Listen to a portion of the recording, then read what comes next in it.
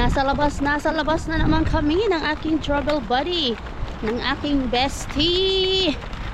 Grabe talaga yung ano ngayon, yung winter, nakakapanibago. First time for my 7 years dito sa Finland na yung winter ganito. Alam mo yung on and off, hindi siya tuloy-tuloy, magma-minus, magpa-plus, minus, plus, kaya wala na naman yung snow natin ngayon. Last week nag-minus 14, ngayon nag-plus na naman, kaya ang ending nag-melt yung snow. Ayan o, nag-melt na yung snow. Ilang araw na to ba? Hindi ko alam kung babalik pa si snow, pero I think so. Yun nga lang, hindi na ganun kataas like last week na minus 14 degrees.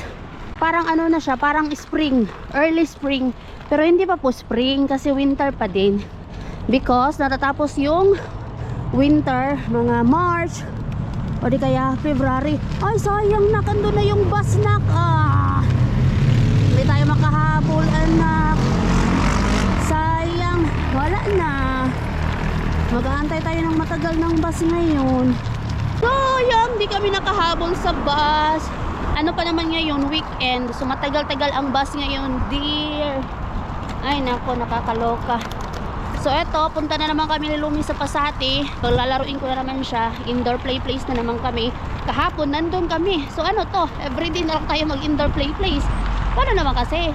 Okay lang naman pag summer, hindi kami kailangan pumunta sa indoor play place kasi pwede mapaglaruan yung mga playgrounds. During winter time, makapal yung snow, yung mga playground useless. So kailangan mag indoor play kami. Ito na lang, wala akong tupiin, walang labahin, malinis ang bahay, malinis ang kusina, naligo na ang Lumi. O bawas-bawasan yung aking trabaho mamayang gabi. Kay si Mr. Iltabuaro or evening shift na siya. So mamaya pa siya mga alas 10 uuwi, alas 10, alas 11. Mga ganun. So at least bawas-bawasan yung aking trabaho ng aking pagiging ina at pagiging asawa. Ano dyan? Yung pagiging asawa, mamaya magluluto ako ng food ni Mr. Kaya may work pa naman siya bukas, linggo. Alam niyo po yung pakiramdam na pag naging ina ka na talaga, doon mo marirealize na it's not all about you. Pag naging nanay ka na, it's about your kids na, it's about your kiddos. Yung kaligayahan ng anak mo, yun yung kaligayahan mo na din. Katulad yan, masaya kasi si Lumi pag nakalabas siya. Nakikita ko yung ano niya, yung tuwa niya pag nakakita siya ng ibang tao, pag nakapunta siya sa ibang place. Kaya kahit sobrang hirap sa akin, hindi madali, nakakapagod din, pero ginugura ko siya kasi makita ko lang yung saya ng anak ko, nawawala na yung pagod ko. Kasiyahan ko na din pag nasaya ang Lumi. So kahapon nga nandun kami, ngayon balik na naman kami. O diba? Ano to, nak, araw-arawin natin, anak? No, para na tayong si Tita Lani, no? Si Tita ng Lani mo, inaraw-araw ang play place eh. Ito. No? Inaraw-araw ang play place nila Kuya Nico eh. No? Di bali na tayong dalawa lang, nak, no? Yes, hindi mapipigilan yan ng pagiging mama. Kahit dalawa lang tayo, wala tayo kasama, no? Na, tayo pa din. Yes, mama pa rin ang si Lumi. Yes. Sayang nga lang kasi si daddy lagi may work man. Pero syempre, pag walang work ang dada, quality time na, nak. Yes. Kay anong man yan yung the best. Quality time. Spend quality time with your kiddos. Quality time talaga importante yun sa akin. Quality time kay Lumi. Minsan hinahayaan ko yung bahay na makalat kasi meron pa naman akong time. And then minsan din nagigilty ako sa kanya kasi imbis na syempre ipaglaro ako, may mga times na syempre nagfo-phone ako, and then nare-realize ko sa sarili ko, bakit pa ako nagfo-phone? Pwede naman ako mag-phone mamaya pag tulog na si Lumi, o di kaya pag nag-independent playing siya. Ngayon na kailangan niya ako, bakit hindi ko ibigay yung oras ko sa kanya? Kasi yung noon habang bata pa sila, habang ikaw pa yung mundo nila, dapat ibigay mo yung oras mo, yung panahon mo sa mga bata, kasi darating ang panahon na hindi na ikaw yung mundo nila.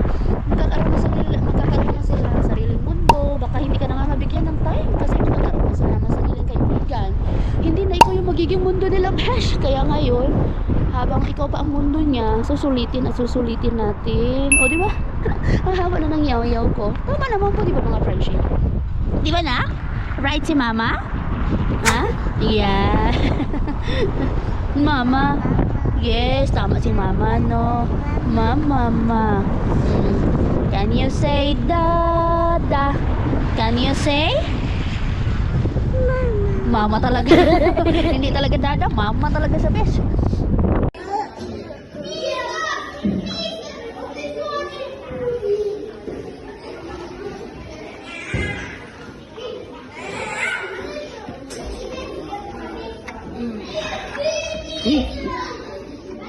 Saya-saya ng bata. Pipi.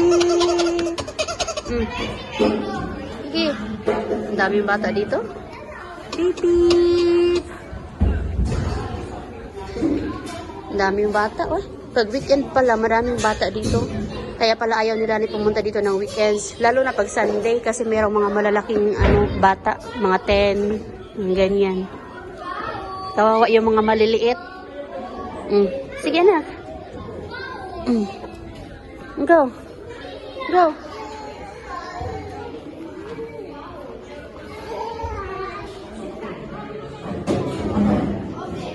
Nalaglag to ng ilang beses kahapon eh. Dito. Pero hindi ba siya umiyak?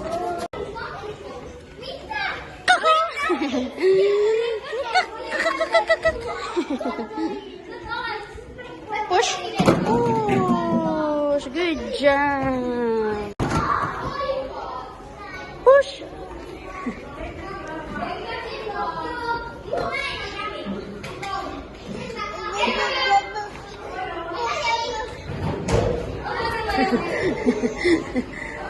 Yeah.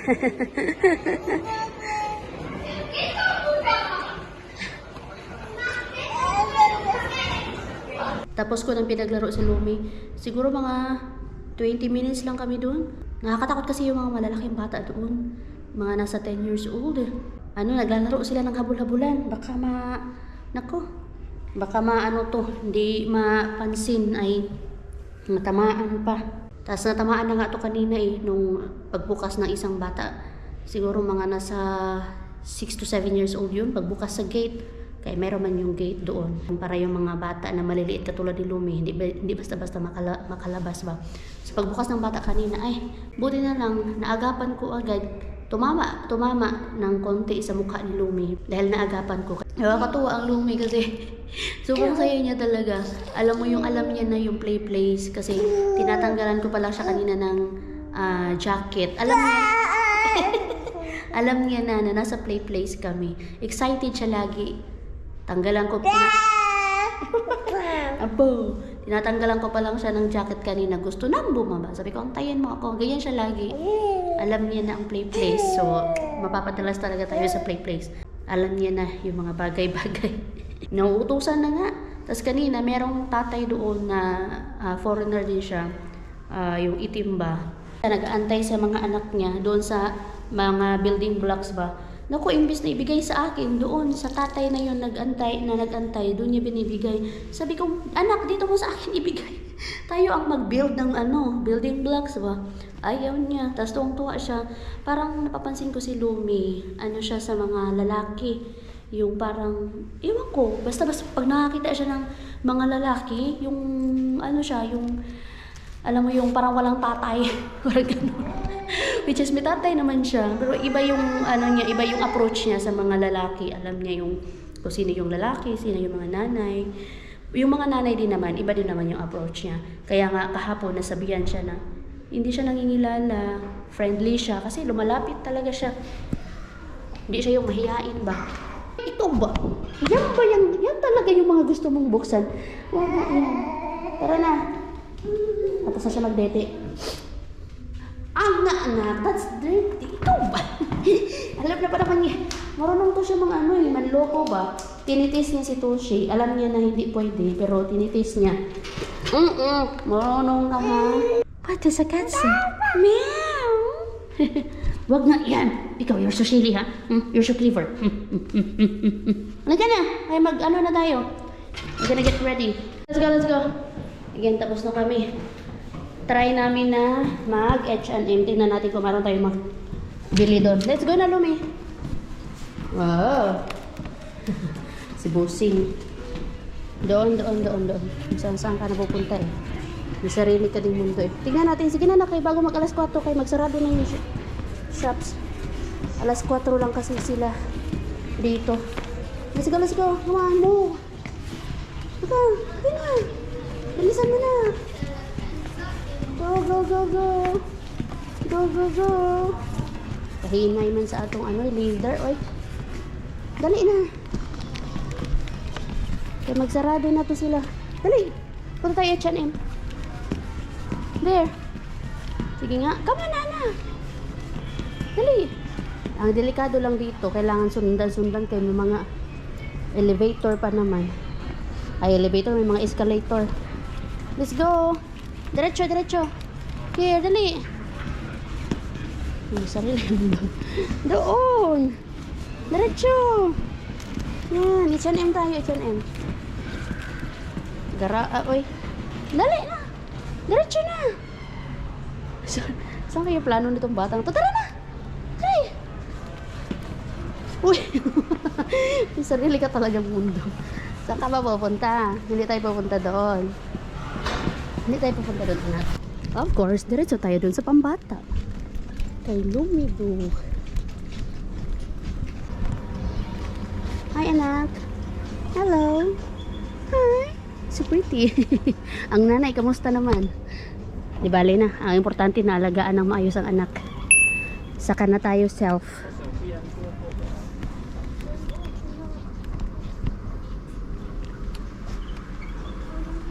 Ay, wala man tayo na. Ganito yung kay Lomi. Ayan yung gamit niya ngayon.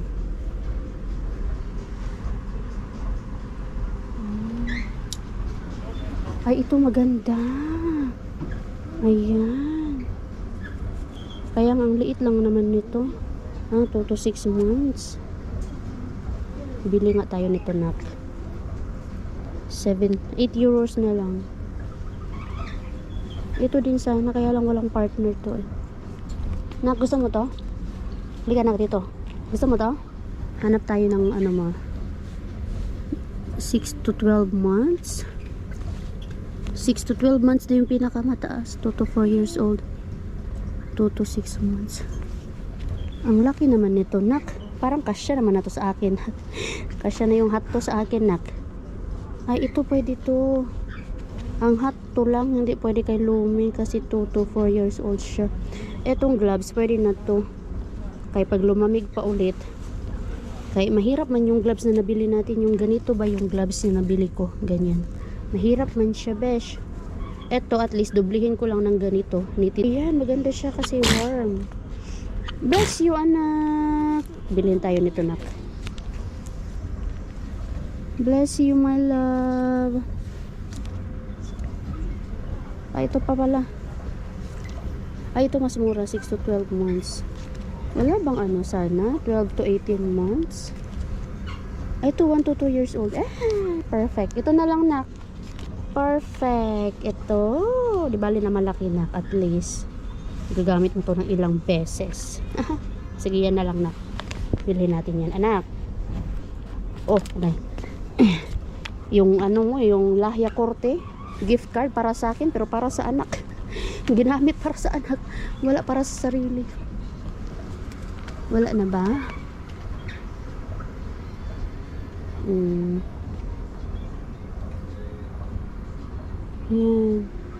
Sus, ayokong bilang si Lumi ng mga ganito.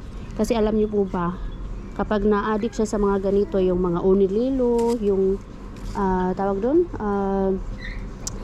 favorite toy nila pag natutulog. Once kasi na nawala to, ang hirap maghanap ng mga ganito, besh. Kaya ayoko siya na masanay. Pero for sure sa daycare masasanay sila. Kasi pag natutulog sila, mayroon silang mga ganito na kayakap-yakap, mga toy. Di ba, na? Ano man to, na? Squirrel man to, na? You like that one? Squirrel. Sus, dami mo naman. Nandito kami sa co-market ni Lumi. May ganito pala dito sa co-market dito sa Kotka. May pa last chance sila. Ito oh. Salmon. Wait lang, anak. Wait lang. Mamaya pa kasi yung bus, kaya pumunta na lang kami dito sa City Market. Ito oh, 3.91 na lang from 5.5 259. Wait lang anak, wait lang. Last chance. Grab na. Ito naman to. Ito maganda to sa Southwest ka na. 258. Ang problema lang nito is yung salad sa loob. 2.27. Ito parang masarap. Ito burger. 1.57 na lang. Oh, sarap nito. Magkano kaya ito? No to burger. Ay, gawa na lang tayo ng sarili nating burger na kaya. Hanap ako ng mushrooms kasi mag-ano ako, pasta carbonara later. Sana yung mushrooms dito, ano? Ayun. Hercosian at dito tayo sa mura. Yung mga slices na agoy naman natin abot yung besh. Ito din pwede din, kaya lang di ko man abot. Ito. O, diba, binit-bit ko yung tungtungan. Perks na maliit eh. Yan yung tungtungan nila dito. Madulas ah. Diba, 380 ito. 1 euro lang. Wait lang anak. Masanap tayo ng pangpasta mo. Yung ganito oh, Romo Fusilli. Wait lang anak. Eto. Tapos snacks mo. More snacks. Lumibu. Ay, sus. You're sleepy na? Huh? You're sleepy na, Lumi? Gala pa more nak. 4:30. Lumi.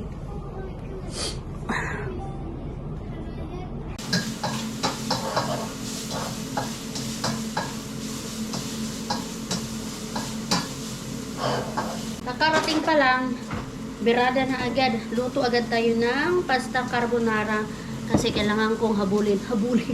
Kasi mag-aalas 6 na, si Lumi kasi dapat 7, nandiyon na siya sa bed. Kumbaga nakakain na, nakatoothbrush na, nalinis na, kahapbat na. And then para pag 7:30 tulog na siya. So ganyan yung routine natin. Okay lang sana kung nandito si Daddy kasi pag nandito po si Mister yung nag-hapbat kay Lumi. Pagkatapos ko siyang pakainin, siya yung nag-hapbat kay Lumi. And then, para makapagpahinga ako ng konti habang nag-hapbat siya. Kaya lang, wala kang si Daddy, so sa akin na lahat ngayon.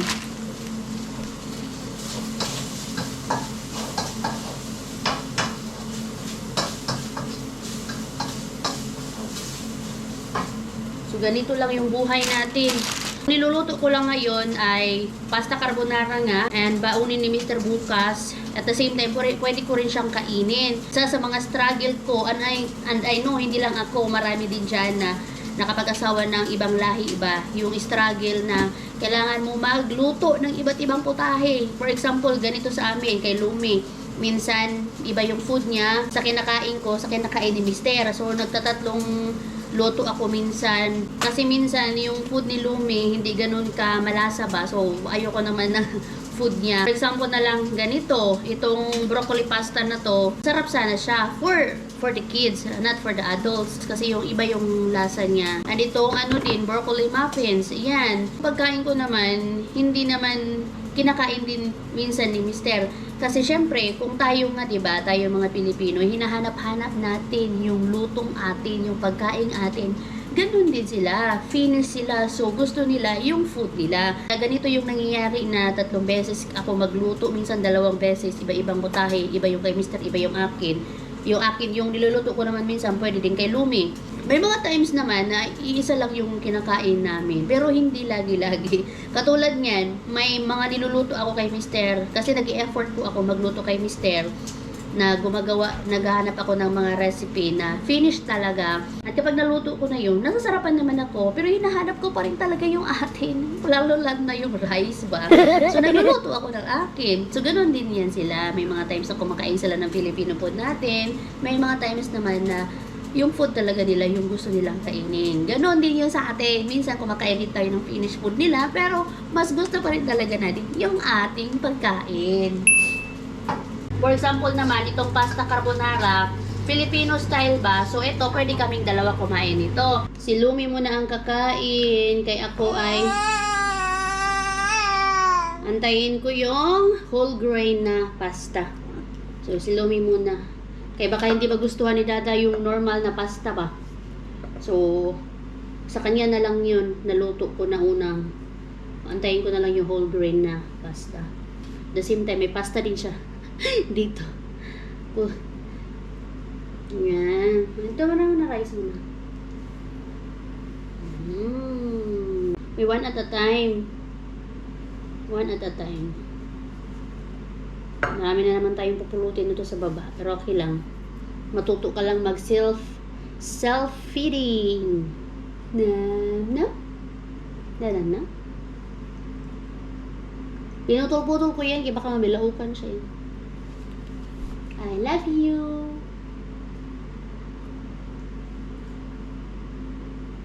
Ba, gusto ah.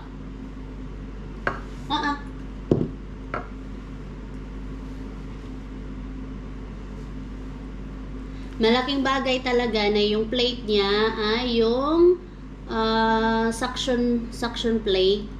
Kasi ginaganon niya oh. Kasi kung hindi yan hindi yan nakadikit, ay wala na. Tapon na lahat, nabasag pa yung pinggan. Mo itapon lahat anak. Sus. Pwede niyo ma. Pwede niyo ma.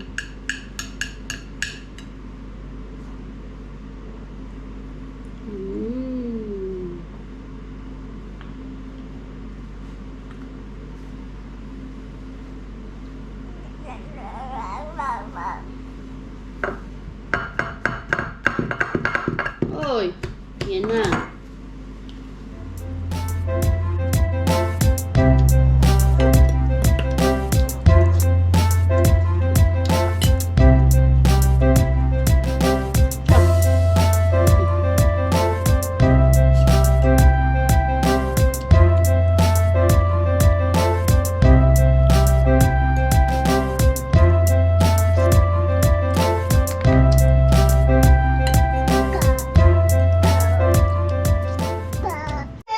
Gusto mo pang maglaro ah? Ready for bed ka na nga? Yan na. Okay. Tapos na ang lahat. Natapos din. Si Toshi nakakain na din. Exactly. Anong oras na ba? 7:09. Yan. Basa-basa muna kami. Basa-basa muna. Hindi mag-pray. Hindi matulog na si Madam. 7:30 tulog na to. Everyday yan. Basta hindi siya mag-afternoon nap. Basta mag-one nap lang siya sa isang araw.